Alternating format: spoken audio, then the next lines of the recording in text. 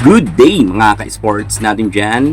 Boss Dina Wong, isa sa mga pinakasikat at maraming fans na setter at volleyball player sa ating bansa. Hindi naman natin maitatanggi na sobra talagang lakas ni Boss D sa kanyang fans at milyon nga ang kanyang followers. Ngunit napapabalita nga ngayon na si Boss D ay mababang muna sa kasalukuyan kasi sa pagpasok nga ng former FEU's best setter na si Tin Ubaldo ay maiitsapwera na ba ang ating Boss D dahil balibalita nga na si Christine Ovaldo na ang papalit bilang main setter ng Choco Mucho at handang-handa na nga rin ito. Ano kaya dito ang masasabi ng mga fans ni Boss Dina Wong? Kilala naman natin na solid fans ang mga Choco Mucho followers ni Boss D at sa tingin ko ay talagang maraming papalag dito kapag si Boss D ay tuluyan ng ibinangko. Well, kinakailangan naman talaga siguro ngayon ng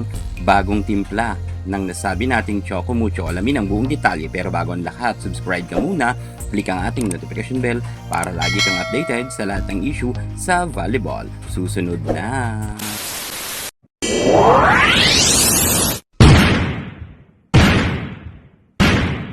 Handa na ba ang mga fans ng Choco Mucho sa pagbabago? Dahil Boss Dina Wong mukhang mababangko na ito sa pagpasok nga ni Tin Ubaldo na isa sa mga magaling na setter sa UAAP. Narito na nga siya ngayon sa Choco Mucho. Mukhang nanganganib na ang pwesto ng ating nag-iisang Boss Dina Wong. Well, susubukin talaga ng pagkakataon itong si Boss D dahil kung tutuusin, isa naman siya sa mga pinakamagaling rin na setter. Ngunit pagdating sa pro ay wala pa nga si Boss D napatunayan dahil hindi pa nga siya nagkaroon ng kahit isang award dito sa pro. Bagamat former best setter naman siya noong panahon niya sa UAAP at namamayagpag naman siya, pero pagdating sa pro ay hindi pa nga nakakasungkit ang ating nag-iisang Boss Dina Wong kahit isang award.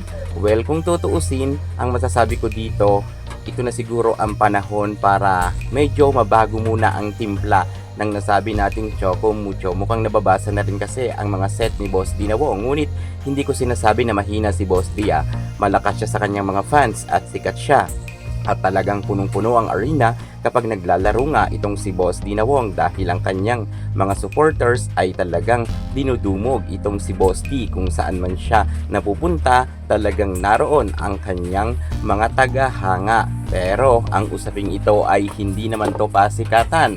Ito ay isang game, kung kaya siguro kinakailangan sumugal muna dito ng kanilang coach at baguhin muna ang kanilang sistema.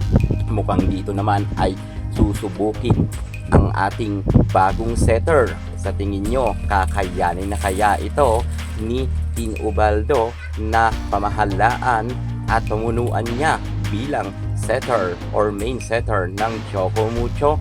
Well, nakita naman natin ang kanyang nilaro pagdating nga sa FEU at napakagaling naman talaga nito at wala tayong masasabi sa kanya or mapipintas. Magaling siyang bumilos, malakas at higit sa lahat nakakatulong siya sa blocking. Magaling na setter at maliksi sapagkat bata pa nga ito.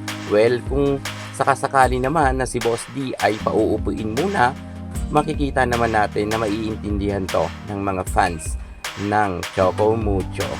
Siguro kinakailangan lang talaga munang mag-adjust para mabago nga ang timpla ng nasabi nating Titans team.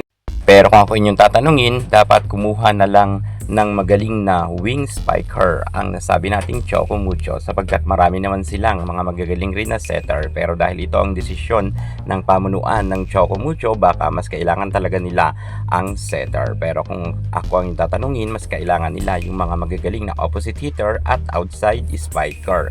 Ano ang masasabi nyo? Kung sakasakaling mababangko na si Boss D, comment naman kayo sa baba. Yan muna pinaka-latest natin sa mundo ng volleyball. Thank you so much. God bless.